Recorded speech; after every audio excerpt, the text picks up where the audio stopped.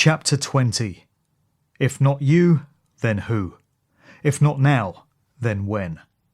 How the story ends is down to us. It always has been. The truth will set you free, but first, it'll piss you off. The outstanding activist, researcher and humanitarian Santos Bonacci had some wonderful words to say about seeking the path to truth when he guested on the Vinnie Eastwood show in November 2014. He said, "I'm a researcher and I have been all my life. I've always studied and uncovered truths, facts, evidence, proof, because that's what I love doing. I love the truth. I want the truth. I need to know the truth and I speak the truth. It's the best way to go. When you start lying, you have to create more lies to cover the original lie. And we know that lies create a lot of hurt among humanity. We see how politicians lie, lawyers lie. In fact, that's what being a lawyer is all about, lying. And we see businessmen lie and never coming up with the goods. So it's a very hurtful thing to do. And the only thing you should never do in the universe is injure or harm another living thing. So to uncover the truth is a very beautiful thing, and I've always been a very zealous truth seeker, and I've uncovered many, many lies that are happening. So because of this, and because of the presentations that I've put on YouTube, I've come to the attention of both good people and people who would love to continue perpetuating the lies, because it does help their agenda and their money-making schemes. So when you start uncovering things that you know you should, because otherwise you would occasion those wrongs, this does hurt the ones who are perpetrating the great lies. He who knows of a wrong but does not uncover it occasions it. Just as truth is absolute, unwavering and eternal, regardless of whether any one individual believes it or not, so there are laws set into place in the universe by whatever force it was that created it, whether an entity that some choose to call God or by some other phenomenon of creation. The US researcher Mark Passio refers to this as natural law, as do many others. The same dynamic gets expressed under other names. The concept is known variously as universal law, karmic law, the law of cause and effect, and through the notions of what goes around comes around and every action has a reaction. Parents of young children will recognise the concept played out in the choices and consequences method of parenting, where kids are taught that the free will choices they make carry a resulting consequence, whether good or bad. I prefer to use the natural law reference. Mark Passio has a wealth of information on the phenomenon and so many subject areas related to it in the many podcasts, videos and articles that are accessible via his hugely resourceful website at whatonearthishappening.com. My own understanding of how natural law works was summed up in just 3 words by the Australian researcher Max Egan, whose equally outstanding work all resides at thecrowhouse.com, offered by way of a simplistic explanation: do no harm. I'd always had it drummed into me that you should treat others the way you'd like to be treated yourself. But on one of Max's podcasts, I heard him point out the logical fallacy behind that often heard statement. Supposing for argument's sake, Max suggested, that you happen to be a homosexual who enjoys bondage, and you happen to live next door to a man who you find sexually attractive, but who doesn't share your preferences. Using the above statement's advice, presumably you'd then be justified in forcing yourself and your preferences on that individual on the grounds that you quite like it if one day he came over to your place and did the same to you. I feel the point was well made. In fact, it's an apparent reversal of that statement which holds true to natural law and which can be expressed as do not treat others in a way you would not wish to be treated yourself. The ultimate inherent human right is to be left alone to live your life however you choose, so long as your chosen behaviours do not cause harm to another living being.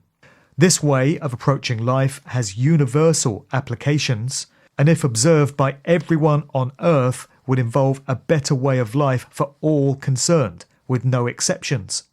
At the most extreme, no one would kill or physically harm another being on the grounds that no one, barring perhaps the odd mentally ill psychopath, would want that done to them by another. With characteristic vitriol, Mark Passio illustrated the point wonderfully on a radio interview with David Whitehead on the Truth Frequency Radio Network in 2014. The bottom line is, if you wouldn't want a person doing a certain behaviour to you, don't do it to another person. The end. And people can't get that simple message. That's the golden rule in the apophatic sense. Do not do to others what you do not want done to you. State the golden rule like that, folks. It's infinitely more powerful than do unto others as you would have them do unto you. When you say it in the negative, in the apophatic sense, it's way more powerful, because everybody knows how they don't want to be treated. Let me pass the buck. Let me say it's somebody else's fault. It's because of this reason. It's because I didn't know this. It's because this circumstance was in place. It's because I had to pay this bill. It's because I was worried about what this person would think of me. It's because my wife might leave me. It's because I have a kid to feed. None of that matters. Zero. I would look every single human being in the face, no matter what their circumstance was, and say it does not matter. And that's not me being on some kind of moral high horse. It's not me putting myself up on a pedestal. I can make mistakes. What I'm saying is there's no justification. Everybody ultimately at some level knows when you're harming someone else, and you have no right to do that to another person. I don't care how much you thought you were allowed to do it because someone told you, or you believed in this law or that law or the other thing. And expanding on the principle in episode 180 of his What on Earth is Happening podcast, Passio said, "The solution is so simple. It always has been. Don't treat others the way you yourself wouldn't want to be treated. State it that way and it becomes real, unambiguous, and so simple that a child could figure it out. You don't want to be harmed, defrauded, stolen from, raped, have your rights taken away? Don't do that to other people. Period. The end." It's so simple, it's almost stupid, folks. It can't get any simpler than that. And yet humanity has proven we still can't grasp it. We still can't understand it, and we want the associated suffering and death that's going to come with refusing to live by that basic rule. It would even trickle down to the most trivial aspects of human life. Most people don't particularly like having a phone call ignored, or being told a lie, or an unconvincing excuse, for example. If each of us undertook not to do this to others, therefore, the transformative effect would be profound. Imagine a world where instead of people doing exactly what suits them in their own individual circumstances right there and then, their first thought would be, is there any way in which the action I'm about to take is likely to impact negatively on others? Only if the answer is no, does the action go ahead. The do no harm dynamic can be extended by a further 4 words to do no harm, but take no shit. Although apparently a wisecrack, and probably not a phrase to teach the kids, this actually contains everything you need to know about how to live life morally and in accordance with eternal truths, in just 7 words. This phrase stands as an easily digestible summing up of the 2 central tenets of natural law. These are also expressions of the duality of the male and female principles that occur everywhere in nature. The first is frequently referred to as the non-aggression principle.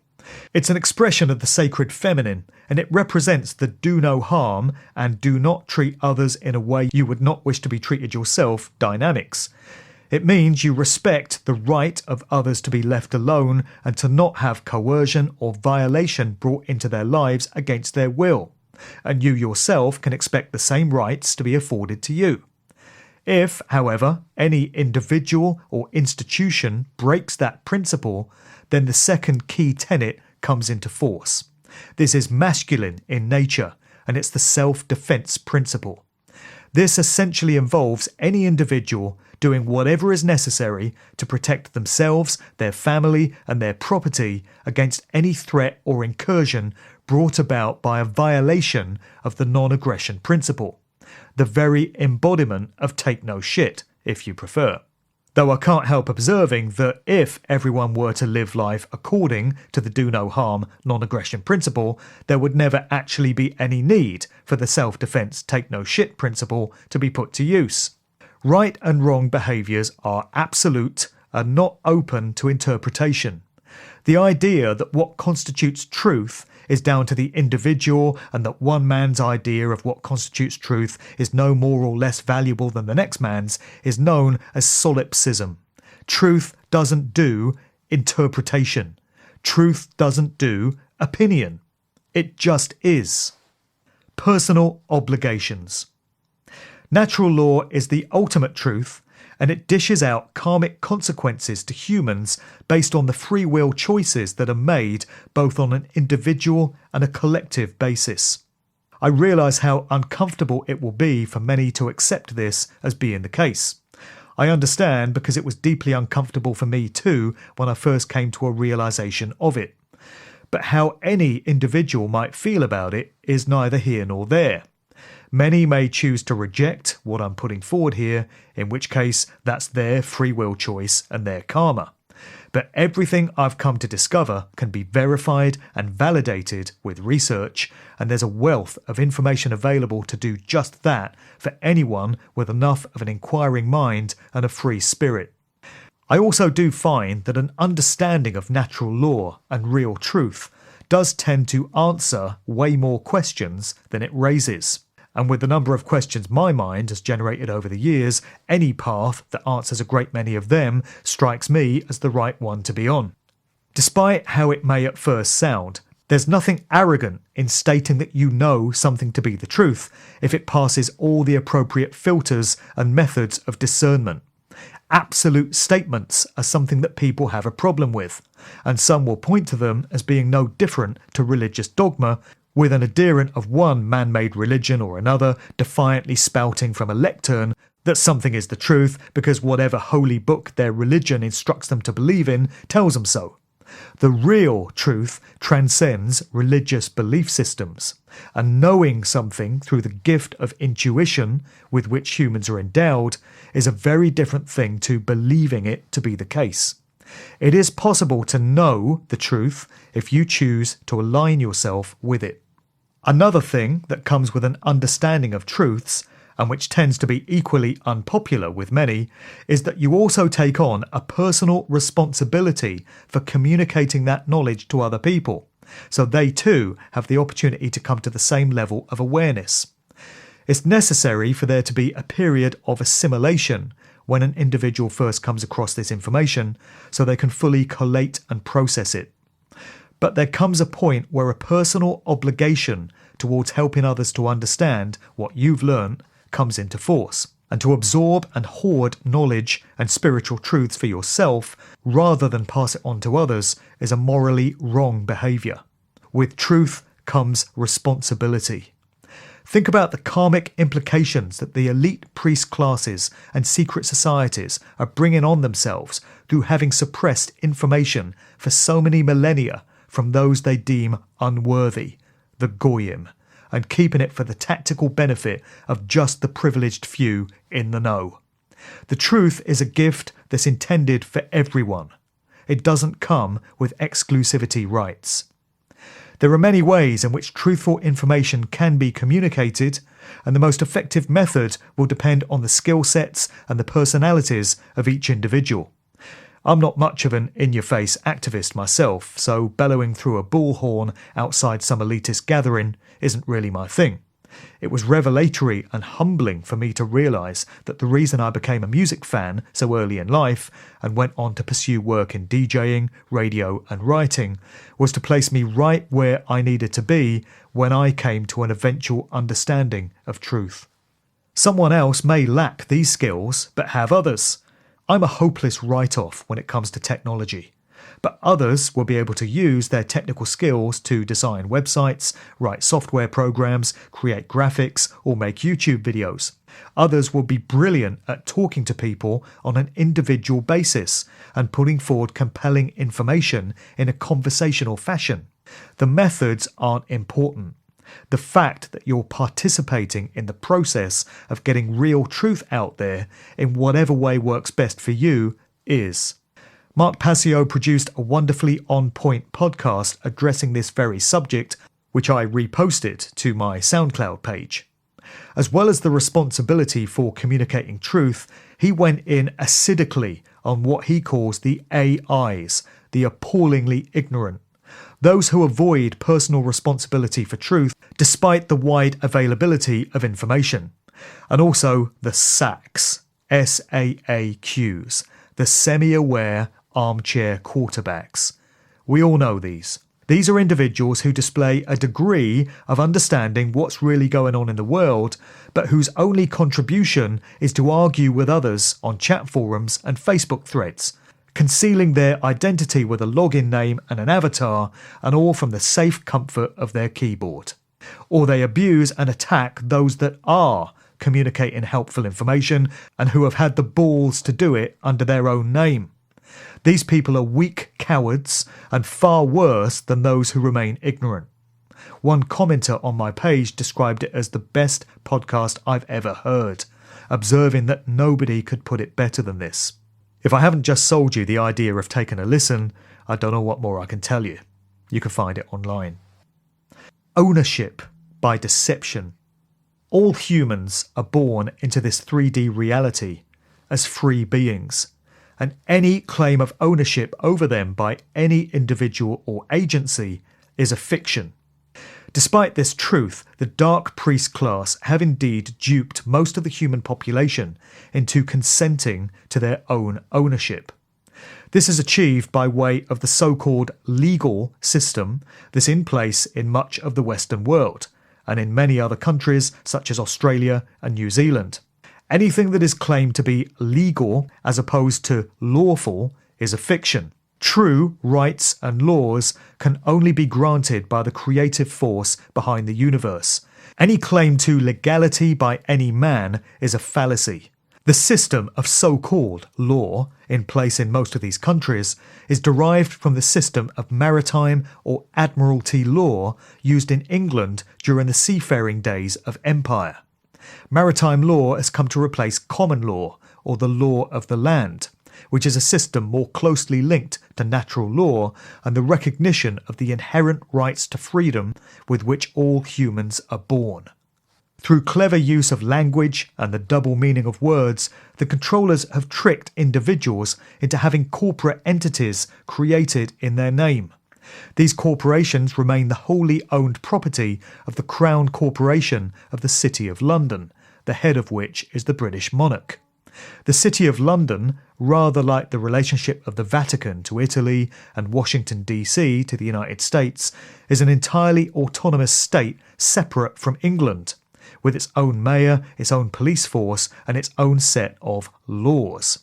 When you step into the square mile, you're no longer in England.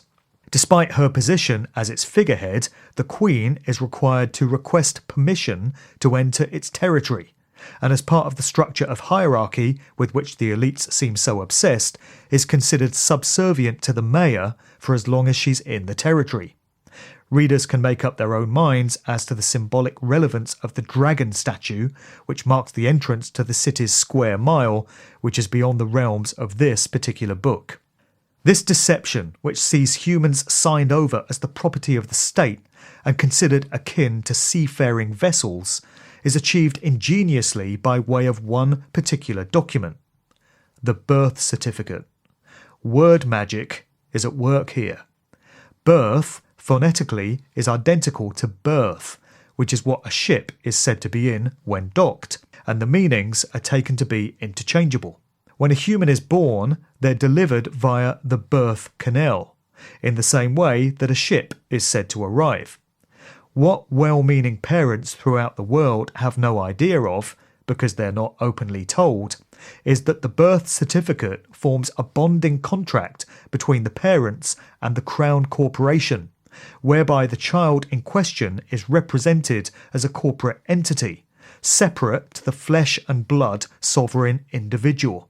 From the moment the contract is signed, that child is considered the property of the state, and bonds are issued and traded on the stock market in his or her name. This is why the individual is then required to apply for documents such as driving licenses and passports, and becomes liable to pay taxes, because within the legal fiction that they've unwittingly been entered into, they're owned property. This state of affairs can only exist in a fiction, because no individual can truly be owned by any other individual or organisation. An indication of the fact that a corporate entity, rather than the flesh and blood being that it represents, is being addressed, is when official government correspondence spells out the name in capital letters. More double-meaning wordplay here, this style of lettering indicating that the subject is the capital or property of the state. This is why communications from the Inland Revenue in particular, along with most other government departments, always show the recipient's name in capital letters, while their address generally appears in both upper and lower case. As far as the system sees it, a contract has been entered into by the parents through their own free will, stating that their child is now the property of the state. And the use of capital letters is their fair warning, harking back to the previous concepts of consent, of what's going on. The fact that you didn't understand it is of no consequence to them in their warped mindset. They told you in their own way. The issue of ambiguous contracts was the subject of a story which emerged in 2010 when, for an April Fool's Day prank, the retailer GameStation issued a contract whose terms and conditions stated that those signing it undertook to give up their mortal souls. 84% of those receiving the contract duly signed it without noticing what they'd just agreed to. There are some clear parallels here with what goes on in the real world on a daily basis.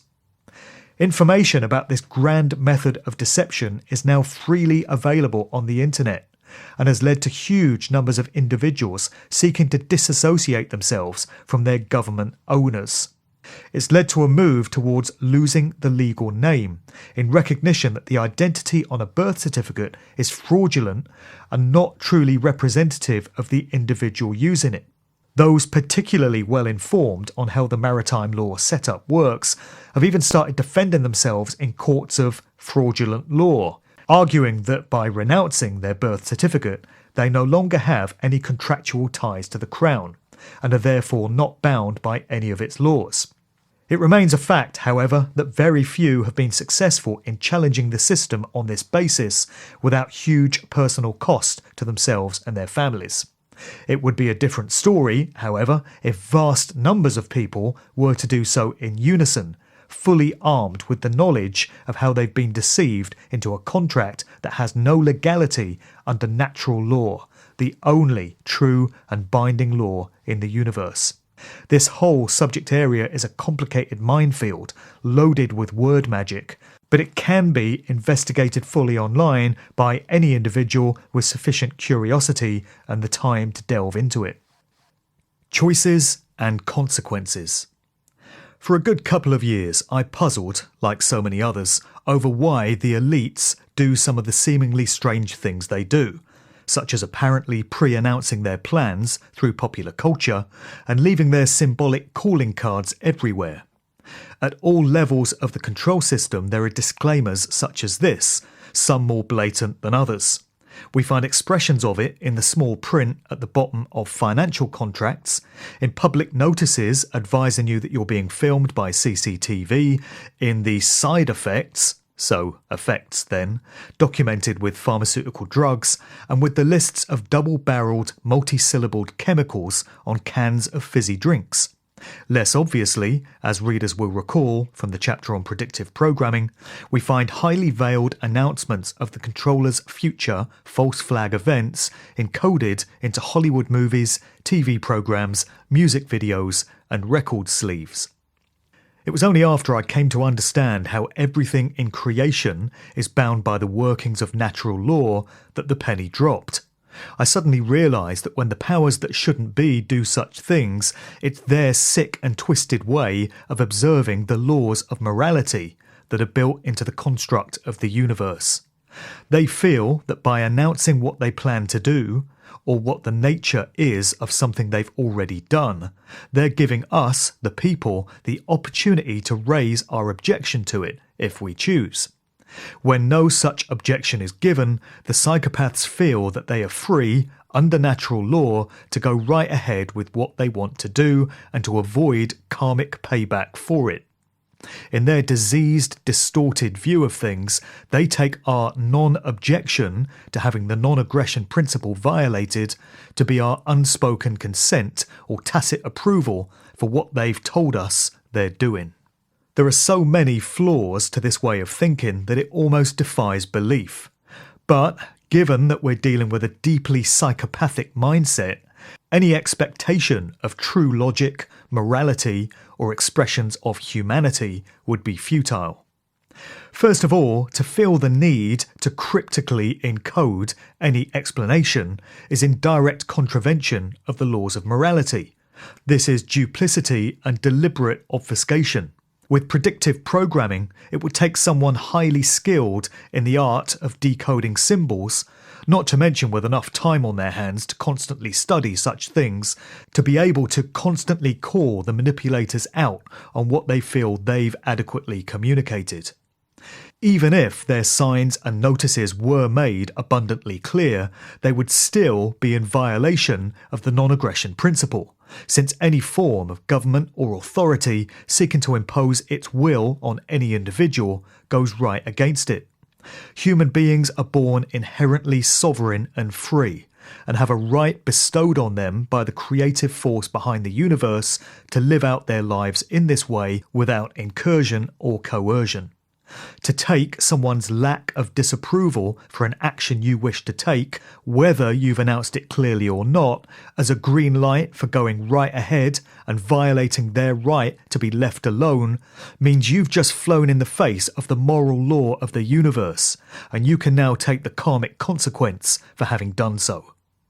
It's interesting that despite their warped interpretation of what natural law means for them, and their sheer arrogance in assuming they can cheat its results, the elites still recognise its effects as something they at least need to acknowledge. If they didn't, they would steam right ahead and stamp the boot of oppression down on humanity without a thought for needing to cheat the universe and its methods. It's certainly why these rich old men employ police and military foot soldiers to do their bidding for them, rather than getting their hands dirty themselves. While police and military types can often feel superior themselves through the status that their uniform or job title gives them, the truth is that by following the orders of their superiors unquestioningly, without judging for themselves whether the actions they're about to take are morally right or wrong, they are the ones bearing the personal, karmic consequence for what ensues, not those that gave the orders. Ever noticed how it's never the sons of politicians and generals that are sent out to die on the front lines of war zones? We'd be living in a very different world if the police and military would all wake up and understand how they're being cynically manipulated by their superiors and refuse to do their bidding any longer. There is hope, however, as more and more are leaving the police and military by the week, having come to a difficult understanding of the true nature of what it is they're really a part of. The reason the controllers have to present apparently acceptable justifications for continually taking our nations to war is that they know that to blatantly announce that they're going into some foreign nation or other to slaughter and subjugate the population and steal the natural resources is highly likely to be met with disapproval and resistance from the general public. But portray that foreign nation's leader as a tyrant or despot, particularly one who's killing his own people, to a public whose perceptions of the world are shaped only by what government ministers and the mainstream media tell them, and the justification for intervention is there. The masses will go along with the something must be done approach, and military action, in which it's clear many thousands will lose their lives, is written off as necessary. Grudging public consent is there, and the manipulators take that as a green light to press ahead with what they always plan to do. The same dynamic can be seen when it comes to paying taxes. The reality is that no one voluntarily pays tax. We have it extorted from us with the threat of fines or imprisonment if we resist. The very notion of tax is a blatant violation of the non-aggression principle of natural law, because it represents the state forcing its will upon individuals. It's made all the more immoral when you understand the true nature of money as debt too, and how the constant justification for tax as necessary to pay for services and cover never-ending inflation could all be avoided if the entire financial system were overhauled. But this is another area in which the public gives its consent to an immoral act which goes against human decency and their own common interest. Because the myth that taxes are necessary has been embedded into the public psyche, there's no coordinated resistance from people to having their money stolen from them. So again, the state takes this as consent and unspoken approval for this act. Centuries ago, there was a key maxim of Roman law which stated, "He who would be deceived, let him be deceived." Exactly the same principle is at play here. The statement is saying that anyone ignorant enough not to realise that they're a sovereign spiritual being and an expression of the divine rather than a corporate entity, and therefore not answerable to any world-based authority, deserves their slavery. They have tacitly consented to their control because not saying no is taken as having said yes. The same eternal truths regarding free will choices and consenting were understood in these past epochs, and were being used by the governmental systems of the day in the same way they are today. Now, as then, so many situations only transpire because the masses are allowing it through their consent. A withdrawing of this consent on a wide collective basis is the key to ending slavery and subjugation. When we all learn this lesson and apply it, our shared experiences will change, and not a day before. The numbers game. That such a small number of individuals, when compared to the worldwide population, have been able to successfully control the rest of humanity for so long seems almost inconceivable. However, there's actually encouragement to be drawn from the fact that they've been able to do it, particularly when you realise that their greatest strength has been their unity of spirit and intent, and their observation of how the true nature of reality works. It's their understanding that everything is made up of resonating light and sound energy that fuels the need to keep their targets, us, in a constant state of low vibrational fear. And so human society is structured in such a way, with manipulated wars, terrorist events, social conflicts, financial crises, etc., to generate fear and all its negative energy derivatives: guilt, panic, regret, anxiety, worry, stress, hate, envy, resentment, selfishness, cowardice. And, as we've discovered along the way with this book, the music business plays its part in maintaining this constant low level of consciousness in humanity too. When you factor in the death and suffering that occurs in the non-human world, from the insane bloodbath brought about by the requirements of the food chain that sees millions of living things slaughtered every day, to the trillions of animals meeting their terrifying and horrific ends in slaughterhouses, you can imagine the colossal tidal wave of fear-based low vibrations that are going out into the energy field of this reality 24/7. Fear is the key, as the title of an Alistair MacLean novel rightly observed. So it's interesting to muse on what would happen if the elites were to stop performing their satanic rituals with all the negativity that they entail.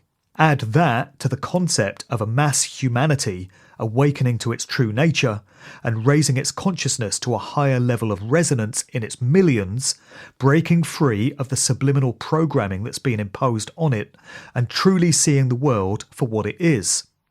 With this process, we get to see the would-be controllers and their motives for what they really are, and the full potential for what we, in our collective numbers, have for shaping the kind of reality that we wish to experience with our positive thought and intent. Then, a very different type of future to the nightmare worldwide concentration camp that's planned for us starts to come into focus. A human society awakening in this way is the way out of our ongoing suffering as a species. If such a small number of the elites have been controlling 95% plus of humanity for so long through pooling their negative intent to influence reality, how few of us would it really take to negate that power and overwrite it with a better version of reality? One that observes the tenets of natural law and specifically the non-aggression principle and spells a better deal for all humanity. A scenario where do no harm becomes so much of an instinctive norm that it doesn't even need to be stated. As so many researchers and commentators in this field have observed and have been trying to tell us for so long, this type of reality is a genuine possibility. It's only a question of whether enough of us make the free will conscious choice to bring it about and change our thoughts and behaviours accordingly. This is how reality works. It's a blank canvas waiting to have written on it whatever type of experience is desired by the participants. This great truth was summed up brilliantly in an article by John Assaraf on the wakingtimes.com website. He said, "All of our interpretations are solely based on the internal map of reality that we have, and not the real truth. Our map is a result of our personal life's collective experiences. Our thoughts are linked to this invisible energy, and they determine what the energy forms. Your thoughts literally shift the universe on a particle-by-particle basis to create your physical life. Look around you. Everything you see in our physical world started as an idea that grew as it was shared and expressed until it grew enough into a physical object through a number of steps. You literally become what you think about most. Your life becomes what you have imagined and believed in most. The world is literally your mirror, enabling you to experience in the physical plane what you hold as your truth, until you change it. When you're able to raise your consciousness above the confines of the programming, the old tricks just don't work anymore. A Nicki Minaj record can be seen for the toxic piece of mind-controlling garbage that it is, and the cynical lies of a moronic BBC newsreader spouting whatever propaganda their bosses have instructed them to can be seen for just that. In a society where the majority of the population is perceiving reality in this way, or even just enough of us to reach a critical mass tipping point, the controller's version of reality no longer holds its power. This is where we need to be, and right now offers the best opportunity humanity has ever had to achieve it. The manipulators recognise this too. It's no accident that human society has changed so radically in such a short period of time. A hallmark of the elite class through the generations has been their meticulous planning and their incredible displays of patience. They plan their moves decades, even centuries in advance, knowing in many cases that those doing the planning won't be alive by the time their schemes come to fruition. That's the level of focus and dedication towards their cause that these enemies of humanity have displayed. But the rapid reshaping of human society in the past 2 decades is inconsistent with their calmly calculated methods. The recent and current unleashing of such a huge arsenal of human control measures smacks of a desperate attempt to head off humanity's conscious awakening. We have the power, and we can withdraw our consent for their methods any time we choose to. Without our acquiescence and approval, they're finished, and we get the type of future we should have always had, in harmony with the moral laws of the universe. Lennon Honor expressed this sentiment in one of his Good Vibrations interviews in 2013. He said, "Now, I recognise that of course there are secret societies and there are individuals who have agendas, but ultimately these things would not exist if enough people recognise that there was no need for these things and so would not participate. In other words, they would not comply. They would not purchase, they would not support these different expressions of these dark, sinister, occultic forces. In other words, the power that these forces have is given to them by people. It's not that these forces have power in and of themselves. They have no more power than the human species has. But if the human species ultimately gives the power to it, then it will have the power. In other words, it's an aspect of the degree to which this human species has externalized its power. That's where the real problem is. All of the degrees of manipulation and mind control that's going on, you can put it all together and it still has very little relevance to me in my life in terms of I am ultimately the power within my life and ultimately the creator of my human experience here. So with some individuals, you could say, oh, that person is asleep, they don't know what's taking place, and they're all caught up in this entertainment industry, externalizing power to Jay-Z or Beyonce or Rihanna or whoever. But it can also be applied to the individuals who get so accustomed to analysis as to the dark, sinister occult forces. Because an individual is not focusing on what can they do individually to refine their internal condition so that they can ultimately create something different. And on a later Alchemy Radio podcast with host John Gibbons, Lennon expanded upon the internalization of power dynamic. This, combined with the example of a life lived in line with truth and morality, is what's needed to arm the next generation with the personal tools that will be necessary to overcome the tyranny that will be attempted against them. The solutions lie in our thoughts, emotions, and actions in balance on a mass collective scale. He said, "You should be refining yourself day by day as a man or as a woman, working on the thoughts that you keep, the words that you speak, and the actions that you take." In other words, if you have all these negative thoughts, you're worried about the Illuminati, you're worried about reptilian shapeshifters, you're worried about global bankers, and so on and on and on, it's going to have an adverse effect on you because you're always externalizing power. So it's one thing to identify those things, yes, but what's the next step? Well, now you have to internalize to where you begin to take power of your own destiny. And not only your own destiny, but for future generations. And that's why for positive relationships, that's key. It should always be about truth, speaking truth, living an ethically and morally just lifestyle. And in a positive relationship, you have two people doing that. So into that situation, children are being born and raised into this dynamic now. In my 2014 interview with him, British activist Tony Z mused on the sheer resilience of the human spirit to still be able to access higher consciousness in spite of the very best plans that have been laid to keep it locked down.